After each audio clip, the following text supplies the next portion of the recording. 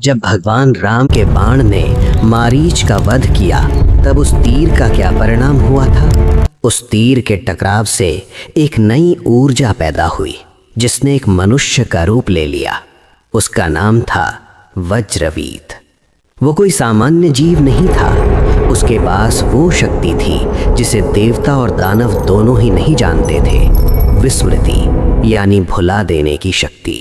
वो जिसे भी देख लेता वो अपनी सबसे बड़ी ताकत और अपनी पहचान ही भूल जाता। वज्रवीत जब स्वर्ग पहुंचा तो उसने शस्त्र नहीं उठाए, वो बस शांत होकर देवताओं को देखता रहा। उसकी उपस्थिति का असर ऐसा हुआ कि गंधर्व अपनी धुनें भूल गए, अप्सराएं नाचना भूल गईं और देवता अपनी दिव्य शक्तियां भूल गए।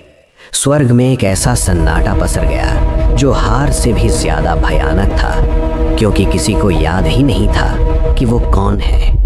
इंद्र को डर था कि अगर वज्रवीत ने उन्हें देख लिया तो वे अपने शस्त्र चलाना भी भूल जाएंगे। हार कर सभी शिव की शरण में पहुंचे। शिव ने देखते ही पहचान लिया कि वज्रवीत बुराई नहीं है, बल्कि वो उस ज्ञान को वापस समेट रहा है जो सृष्टि ने सबको दिया था। शिव ने उसे समझाया कि उसका काम विनाश करना नहीं, बल्कि उस रहस्य की रक्षा करना है जो अभी तक अस्तित्व में ही नहीं आया। इस कथा का सीधा जुड़ाव उस लक्ष्मण रेखा से है जो राम मानस का एक अहम हिस्सा है।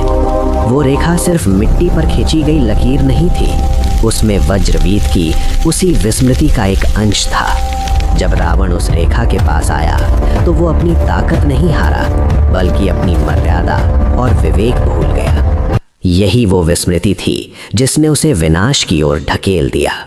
आज भी जब कोई इंसान सही गलत का फर्क भूलकर अपने सिद्धांतों को ताक पर रख देता है तो असल में वो वज्रवीत की उसी छाया के प्रभाव में होता है, जहां इंसान खुद को ही खोने लगता है। अगर आपको ये कथा पसंद आई तो कमेंट में हर हर महादेव जरूर लिखें।